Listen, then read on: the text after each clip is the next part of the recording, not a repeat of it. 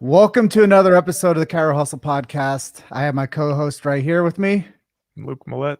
and I'm over here, Jim Chester. And today we have Dr. Dominique Taylor with us, and I'm really excited to have you on our show. I know it hasn't been the easiest go to get us connected, but we have been connected for some time now. So welcome to the Chiro Hustle podcast. Thank you. Happy to be here.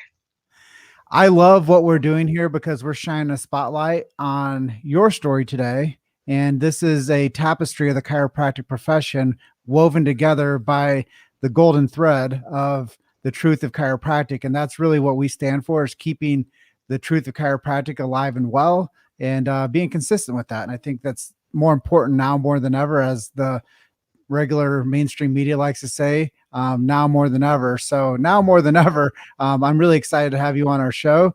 And maybe you can just open up with us, let us know your chiropractic story and what really influenced you to get into this beautiful profession. Sure. So I decided I wanted to be a chiropractor when I was pretty much in middle school, probably. I know that seems a little weird, but I knew a chiropractic family. I was very involved with their family, if you will. And my first adjustment was during a sporting event, and I just really liked what they did. So I decided, at that time that, hey, I've always wanted to go into the medical field of some sort, and chiropractic seems pretty cool. So I, kind of explored it a little bit more, but I really saw how this family integrated with the community. They were well respected. They treated a lot of patients. I loved the family themselves. They were very healthy, outgoing. I mean, it just seemed like, all the things that I kind of wanted for myself and kind of wanted to have for maybe a future family for myself. My family thought I was crazy, how kids go through those, different times in their life where they want to be a doctor, a lawyer, a police officer, you name it. There's always something different each week, if you will. But I never changed my mind. I mean, it was really from 8th grade on. I even knew I wanted to go to Palmer because that was the best school. At least that's what I knew at that time. I still believe that, but I don't want to ruffle any tail feathers out there. But I went on a visit in high school, and I definitely decided that's what I wanted to do. I went through the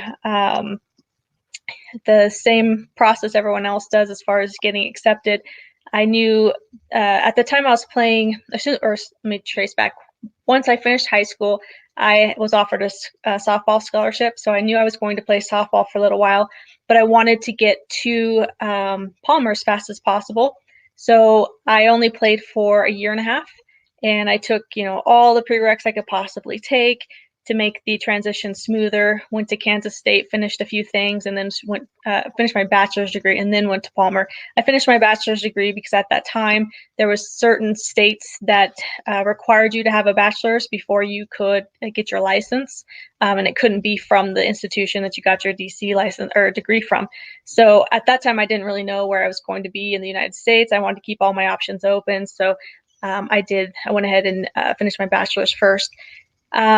I had a lot of classmates who didn't do that or didn't even know about it. And I guess just because I had been, laser focused to go this route since about the 8th grade, I kind of knew all the steps and, everything that I could possibly, any advice other people gave me, all of that kind of stuff. I would say that when I was in probably college, the first year, maybe the second year, I had a little bit of time where I kind of wavered on, what kind of chiropractor I wanted to be, because there was a lot of talk about different kinds of chiropractors, and I just knew that I wanted to help people. I wanted it to be a little bit different than mainstream medical. I still was very interested in, if someone had a broken bone, if I could help, fix something, so that stuff wasn't out of my mind. It's just, I knew with chiropractic, maybe I could keep them healthier from having, sporting like injuries and whatnot. So that was kind of the route I went. So once I got to school, I started to specialize in more sports like things, if you will. I'm full body ART provider. I'd started all of that while I was in school, so I would be prepared to treat athletes a little bit more than, maybe when you first graduate. I believe our class also was maybe the second one from Palmer Davenport that went through the PT, I guess, curriculum, where we were able to sit for the board and actually practice some physiotherapy, right? That's what we call it, while we were in school. So that's kind of my story. I had family members that wanted me to go more medical, just because I have several nurses and some other doctors in my family. So they were somewhat disappointed in me, I guess, because I don't know if they looked at me like I didn't get the degree that I could have or something, but I think once they saw me become the doctor I am now, they understand. So it's not that one thing is better than the other. I'm just treating patients a little bit differently. That's a really unique path, and I'm really it's impressive to know that you are considering being a chiropractor since middle school. Yeah, a lot of people think that's really weird. No, I think that, a lot of times when you know, and that's one of the things that when you're experienced into something at a young age, you realize the good that it brings. And that's really where the placebo effect comes in with our mind, is if we see it's a good thing, no one has to tell us if it's right or wrong. And that's kind of from your story, kind of what I picked up on, is that you just knew that it was the right thing to do because you saw that it was something that helped people. Yeah, I guess I've always been kind of the type of person that wanted to make anything better than what it was. And that's kind of not, I don't know that I'm saying I'd like to make chiropractic better than it is, but I'm very involved in, my state and local organizations to kind of help move things, whether it's with insurance or, access to care or something like that. So I don't know, it's a passion of mine, if you will. So as soon as I get focused on something, I just try to finish it up, see as far as I can go, and if there's something else I can do outside of it that will, um, mesh two sides of something to make it work better, I'm kind of for all that. So, what are some things that make you unique in the chiropractic world?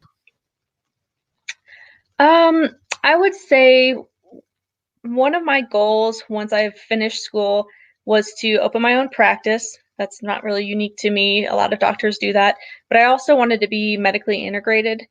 I currently am in a practice. This is my, I guess, second office. I've only had two, one in Texas and then one here in New Mexico. We have a physical therapist, myself, and an MD, a family practice doctor. And then we also have a kind of a med spa type of practice in there. So I really enjoy being in a situation like that because we can refer patients back and forth. If I've got a patient who is just in a ton of pain, they're so spastic, I can't even get them to lay down on the table. I can say, hey, can you pop across the hall and see the doctor real quick and see if he can't, give you some sort of prescription or help you with this in another way. What are they going to give you? I don't know. I don't do that part, but if they can be helpful to you, and then in a couple days you can come back and we can see what we can do for you. Or maybe it's someone who is needing or comes in and is needing a little more PT, a little more physical therapy than I'm likely to do.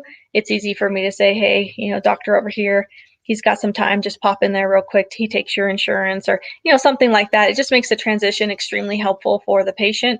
And I have a lot of patients who enjoy that. So I think it's unique, uh, mostly because we're able to help a patient without sending them into another facility.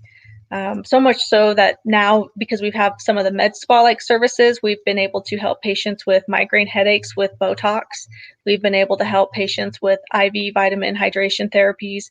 A lot of those things are really helpful for a patient. So, what are some mantras that you live your life by, or maybe what are some of your favorite inspirational or motivational quotes? Oh boy, quotes. Um, I guess I had some in my mind, but now they're evading me. I guess there's this one by John Wayne. It's something like life's tough, but it's even tougher if you're stupid, or something like that.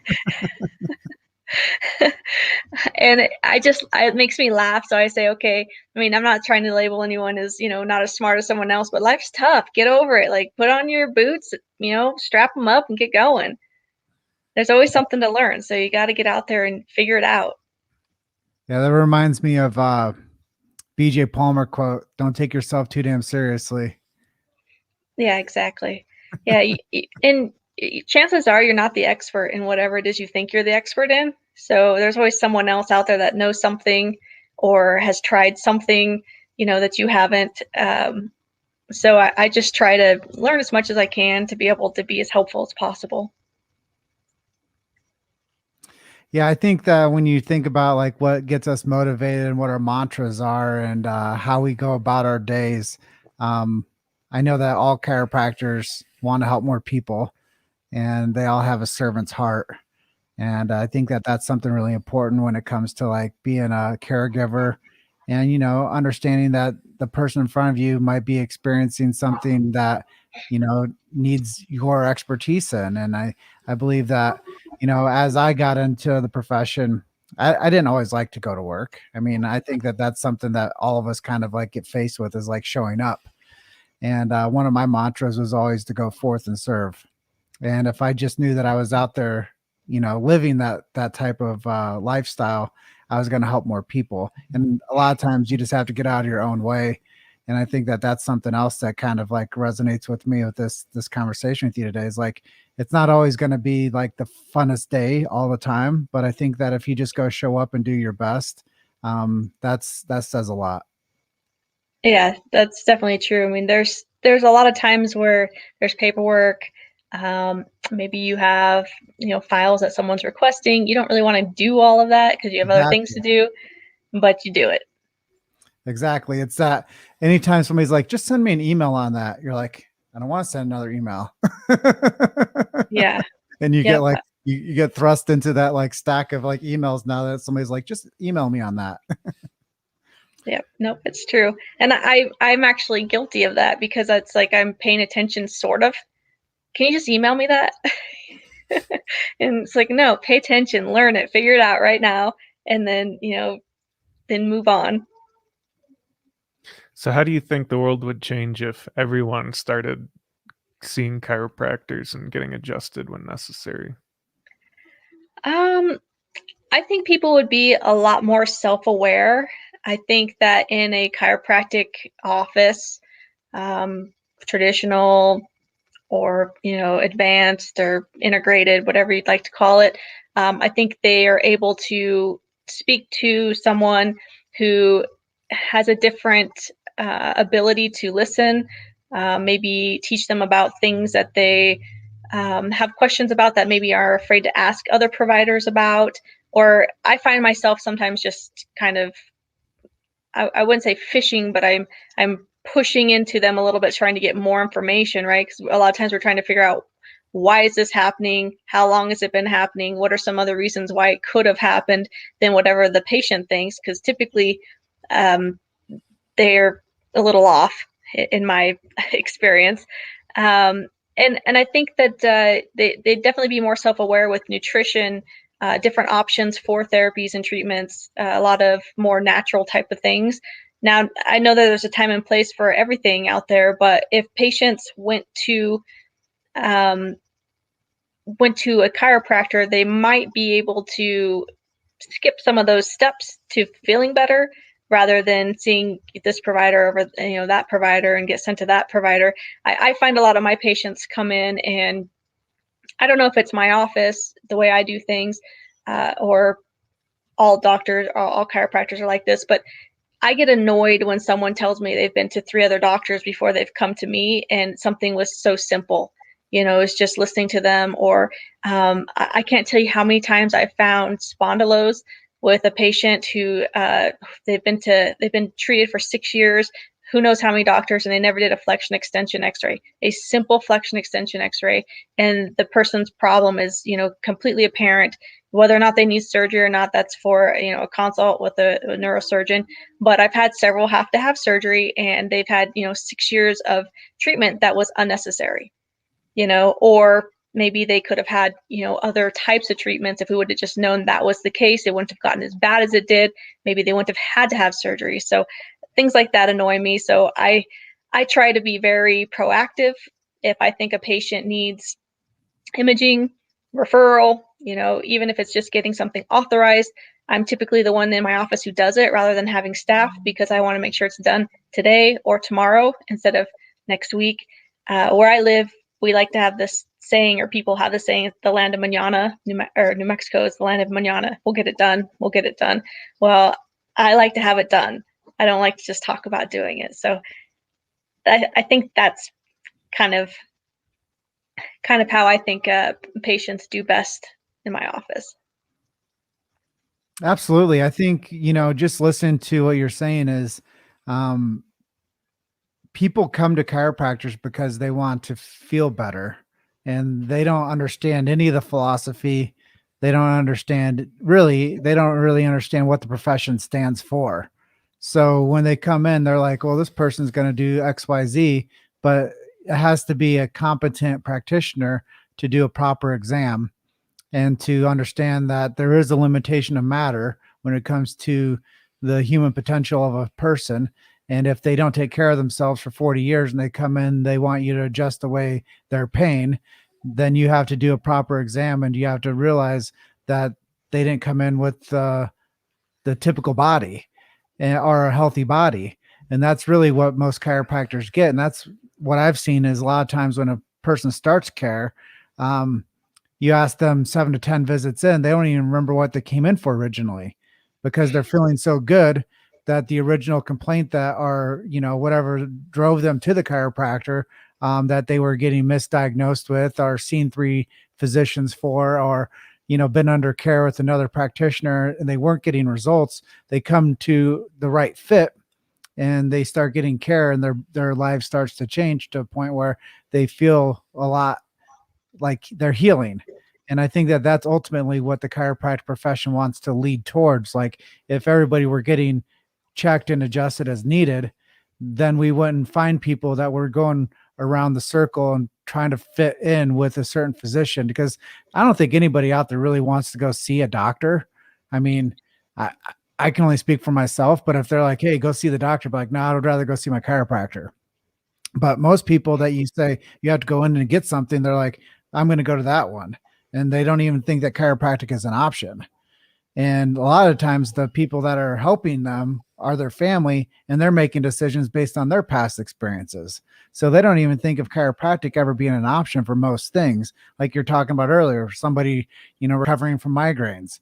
Like, a lot of times when people think about the classic headache conditions, most people never even consider chiropractic. They're like, take this, this, and this. And then that's why a lot of people come into you after seeing 3 physicians and no one's ever really done a proper diagnosis on them, and they start feeling better under your care, which I think is a huge blessing for the chiropractic profession, that not only do you guys help people, but a lot of people that don't know where to go or who to trust, that have tried all the other providers, come to the chiropractor and say, thank you for doing a proper exam. Thank you for doing a proper set of films. Thank you for doing a proper treatment protocol for me to where my body's now responding.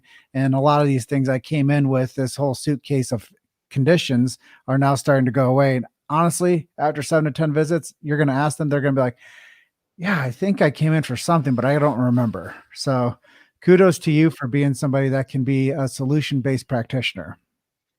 Thanks. Yeah, it's definitely nice to have patients, recover quickly and do exactly what you said, not remember why they came in the first place, because all that's gone. Now it's new stuff that, little aches and pains, which is always, easier stuff for us to treat.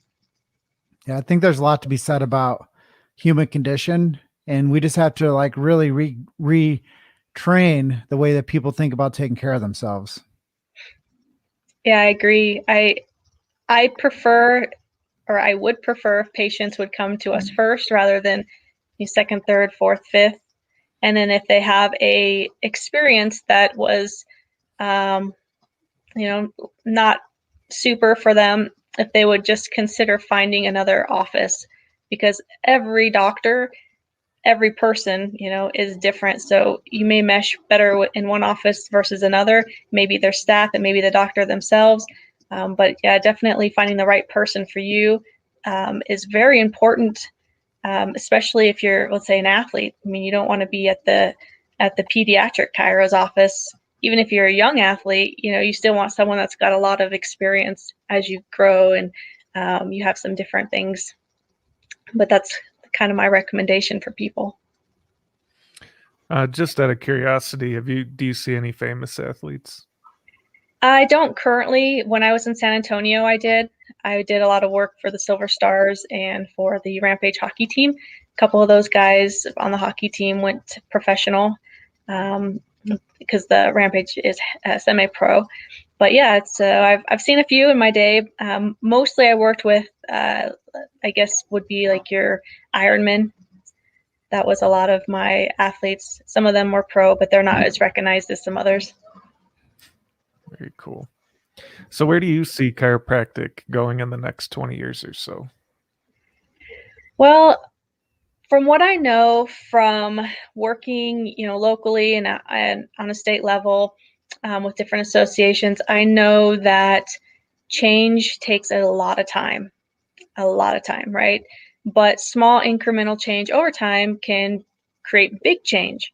And I don't see it changing a ton in 20 years, to be very honest. I would like to see it be a little more inclusive, a little more of worry about yourself, let these people do what they're doing. As long as we're still staying wholesome, still trying to be chiropractors and not trying to be other types of providers. If you want to be a different kind of provider, then go to school, learn how to be that provider. I'm okay with that too. You can have 2 degrees, no problem. But I don't really see a lot of change, honestly. Yeah, I think that's a real responsible answer because the people that have different views of the chiropractic profession, there's plenty of other people out there that are doing that type of work. And there's plenty of people out there that are those types of doctors. So I think chiropractic needs to stay unique and distinct and stay on its side of the line. And it's, kind of the slippery slope when we start blurring those lines as to chiropractic getting, put into the threshold of mainstream medicine, which I just don't think it will ever have a place in that because chiropractic has always been a standalone profession. So I think anybody that like you mentioned, that does want to come into the profession and say, we're going to do it this way.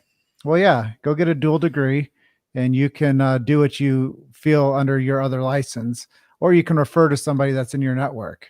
And I think that that's really what they have to understand in 20 years, that chiropractic will become the referral hub for all medical professions. And I really think that if we saw that happening, we wouldn't have the same cut it out, drug it out, burn it out type of healthcare, which, I don't know. Sometimes you need that stuff, but I think that, like you said earlier, if people just came in and started getting care early with any type of neurological condition or any type of ache, pain, or strain, they would realize that chiropractic can get people quicker, back into whatever quality of life they're looking for. And philosophically standing, chiropractic has to stay strong, and we have to continuously, make sure that the people that are the practitioners know where they came from. And as long as they're going to the right direction, I think we just have to really, like they always said, guard the sacred trust and make sure that the chiropractor is doing right by themselves, but also the future chiropractors. So I think that, we just have a lot of nurturing to do for the right messages. And that if we do it the right way, then in 20 years, we're going to be very proud of where the profession's headed. Yeah. And we really need to, as we're moving forward like this and we're discussing change, if there's going to be change, we need to do it in a productive way. One of the biggest reasons why I think we have a hard time with other professionals giving us adequate or equal clout, maybe that's not the right word, but we fight too much amongst ourselves. I mean, if you get 50 chiros in a room, they have vastly different ideas, even if they have the same exact philosophy, even if they went to the same exact school. I just feel like we we feel like we're right, like I'm right. You're not as right as I am. I feel like we need to stop doing that. We need to be more productive, maybe agree on a few things, and then start to move forward if we're going to. Even if it's, agree to stay similar without change, or, different things like that. But I feel like we can't even do that sometimes. So I think that's where we need to be. Like, our thought process needs to be in a place where we can help our profession, rather than break it apart. Absolutely. So, who have been some of your heroes on this journey of yours to become a chiropractor? I would say probably the family that I mentioned earlier. I didn't ask them permission to say their name, so I didn't want to do that. But there's actually two in the town that I grew up in, and they were very, very influential for me. But there was also a medical doctor that I worked for a little bit while I was in college, and he was always pushing me to, go more med side. But he opened my eyes to a lot of things. And I think because of that opportunity to work in his practice and to see that, I was able to, stay the course and just be a little more open-minded on what kind of clinic I'd like to have in the future. So that's where I get to this integrated office, is because I see a place and a reason to have him, not him, but another MD right there. And especially if it's like a diabetic patient that's got, all these other things going on with them. If I tell them to do XYZ, let's say maybe it's nutrition wise, I want them to get some kind of nutritional therapy, and there's certain limits to what I can do as a chiropractor, but I can have them go across the hall and, meet with a dietitian that the MD is prescribed to them. And if I didn't have that opportunity, that patient would leave, and it would be months down the road before they were able to get an appointment, possibly, if they even followed up. So I have better follow through with treatment protocols or options having that integration versus not. Yeah, I mean, mentorship is huge, and it's important to be able to learn from others. And you being the doctor, that's the beautiful thing about having a degree, is you can choose to practice as you see fit. And I think a lot of times when people go through their education, they learn from others. They go in shadow, they figure out what type of office they want to run and what type of disciplines they want to follow up on. I think it's just really, it's cool to me to hear that you learned as a student, and now as a doctor, you're out there doing the best for your community that you know how to, based on the resources that you developed around you. I think that that's just a Yeah. very responsible way to practice based on outcome. And that's really what people are looking for, is they're looking for the better outcome. And I do think that when people want to figure out how to build a community and a network, that you have to be responsible with who you choose as well as a referral source. Yeah, I agree. And this model probably wouldn't work as well in San Antonio, where I lived prior or previously. But where I live currently, we have a real problem with access to care. So to have a facility that has access to care, except several different types of care, is extremely helpful. Absolutely. Well, if you could pick anyone from history to sit down and have dinner with, who would you pick? Oh, I would say, gosh, I don't know. That's really hard. There's a couple people, but gosh, I don't know. Can I come back to that question? Sure. So let's talk about marketing for a little bit. How do you market yourself in your space, and what are some things that have worked or haven't worked? Okay. So for me, I've done a little bit of everything. I've been a chiropractor since 2009, so quite a few years to try a few things out. I probably could tell you more about the things that I don't think that work than that I think that work well. But when I first started practicing in San Antonio, I got involved with these, I don't even know what they're called anymore, but these group sessions where you'd go have lunch and you talk, and it wasn't anything specific. It wasn't like Rotary, which I would do, but where you basically hand out your card and chit chat. I didn't feel like that was very helpful to me, but I did learn a lot about my community. So as far as like getting patients, maybe it wasn't great, but I did learn a lot more about, who lives around me. So I could start doing more focused patient work or at marketing. I tried to do like fairs, where you go and treat people and do all that kind of stuff. I think the best type of situation I found myself in like that was doing athletic events, because I was very athletic minded, if you will. The majority of my patients were that way. So I would do 5Ks or do some different kinds of runs, events, if you will. I found that the majority of our mountain biking races and triathlons were my best patient base, because they hurt themselves. I mean, you have to be so dedicated to push through the pain in order to finish a lot of those races, that they wind up, right there with you, and they're so thankful you're there, because they've got, a 2-hour drive home or something where they actually need immediate attention, no matter what it is, whether it's just, helping them with a trigger point or a spastic muscle that, they can't straighten their leg because their calf's all, just tense. That's super helpful. I liked to do that. That was kind of my jam when I lived out there. But moving to New Mexico, I really had to get into marketing in a different way. I started using Facebook a lot more, making sure that I had a good presence out there. In fact, I started my own marketing company specifically for myself and another couple chiropractors that I knew, and it's developed into something much bigger than that since then. But definitely Facebook advertising has helped a ton.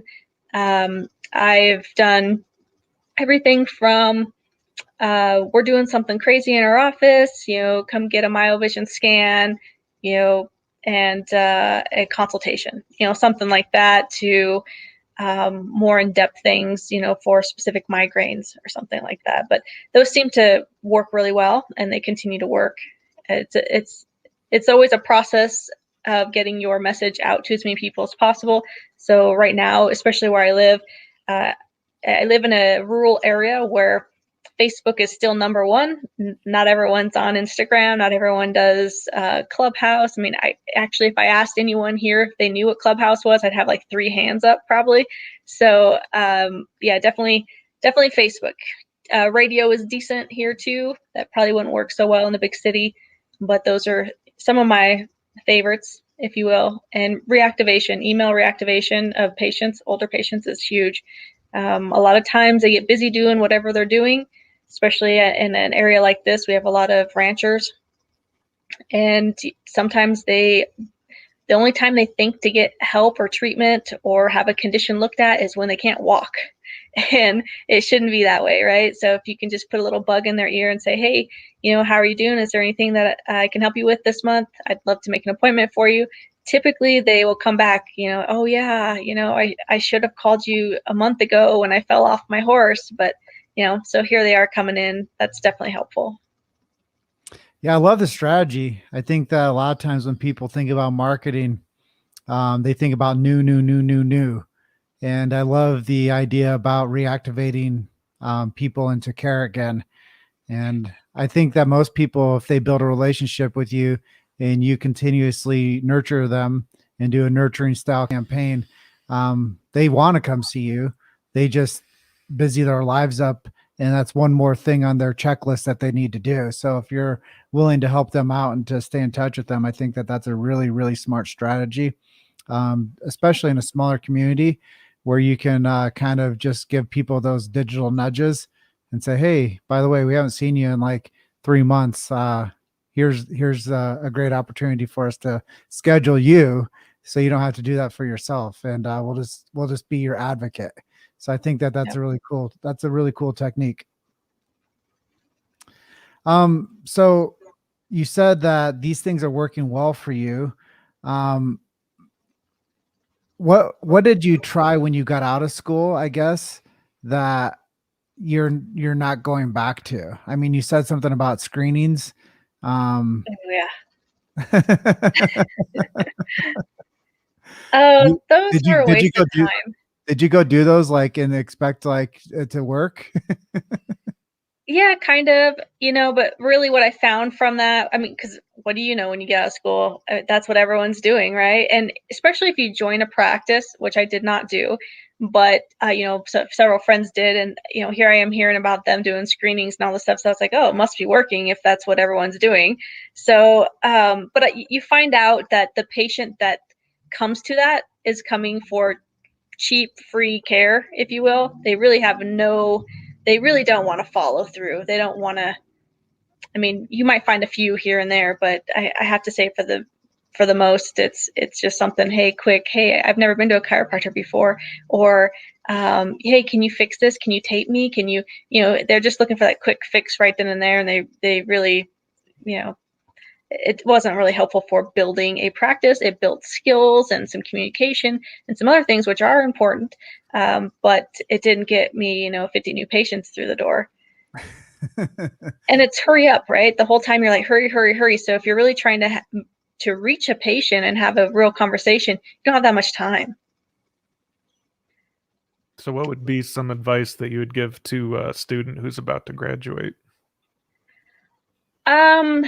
Most of the students graduating now should have a pretty decent grasp on Facebook, social media. I would say learn it, do a little bit of dabbling in it if you can, or find someone who knows something about it to help you with your practice. Because that's going to be the marketing side, and you can get a ton of free advertising or marketing or just content just by posting daily on your own page. People will see it, they'll start to follow something, especially if you're giving nutrition tips or anything like that. I wouldn't jump into a what do they call them, a management company or group. I just unless you know someone who's specifically in one that has done great and just looks amazing, and you feel like that's for you, because a lot of what they teach you, I have found that you can kind of learn yourself. I started my first practice with $5,000. I bought a table, I bought an e-stem machine and a computer, and I was like, all right, let's go. Right. And as I started to see patients, I was able to purchase a few other things and kind of grow my office. In San Antonio, I had 3 to 5 massage therapists at a time, myself and front desk staff, a pretty good practice base. And that didn't happen overnight, and you shouldn't expect it to. It's okay to start small. And then I guess another thing that I would say, I've seen so many friends get into bad contracts. Definitely have an attorney look at your contract if you're going to work for somebody, and make sure that it has your best interest in it and not necessarily that doctor. I just hear too many bad stories about working for other offices. Do you think students should pick their schools based on geographic location? Well, I didn't. I chose a school. I chose Palmer Davenport in 8th grade, and I lived in Kansas, so I could have easily gone to Cleveland Chiropractic right there. I didn't do that. I chose a school that I thought was the best at the time, and a lot of people may think one school is better than another based off of whatever criteria.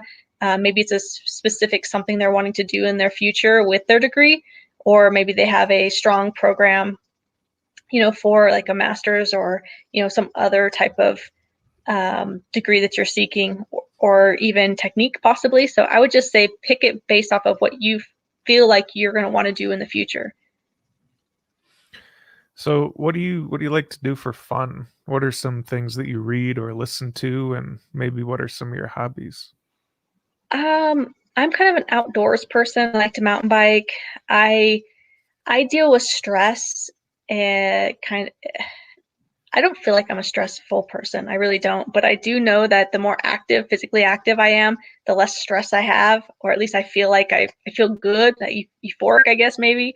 So just being physically active, whether it's going to the gym or mountain biking, or even taking my kids on a hike or something like that. That's what I like to do. Things I listen to, that changes so much. Honestly, I can go 1 month, listening to Grant Cardone, something like Sell or Be Sold, clear on to something different, where it's a more chiropractic based, if you will. Maybe it's, I don't know, it just depends, honestly. I know that sounds crazy, but I'm all over the world when it comes to what I listen to. I find interesting is most of the time we've done so many of these interviews and no one ever says music.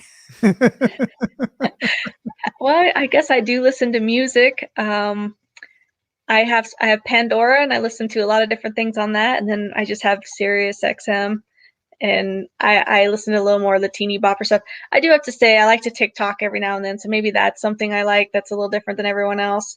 I haven't done one in a while because I've been kind of busy.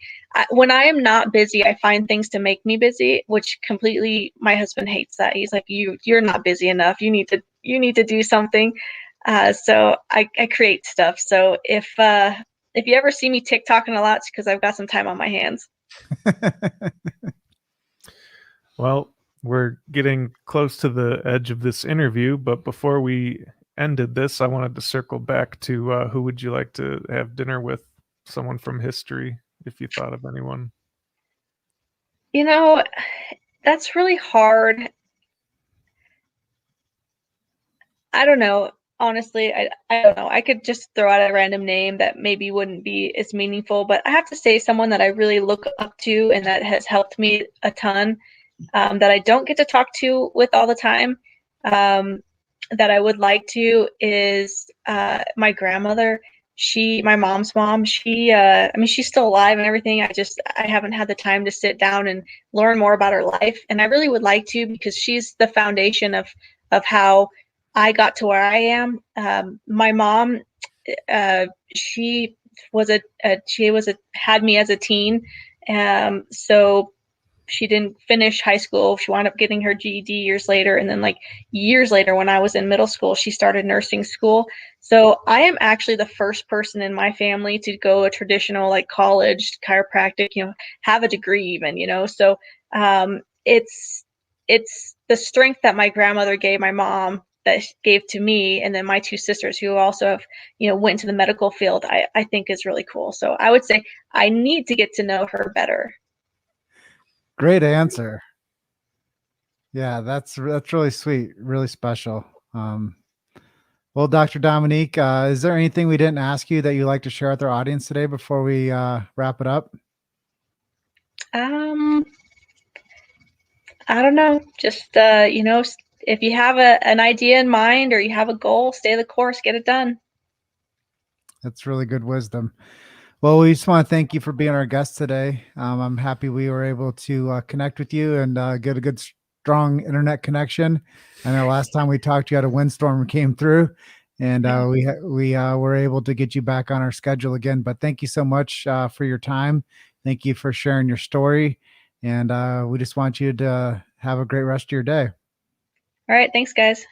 Thank you, Dr. Dominique. We'll see you next time. Thank you.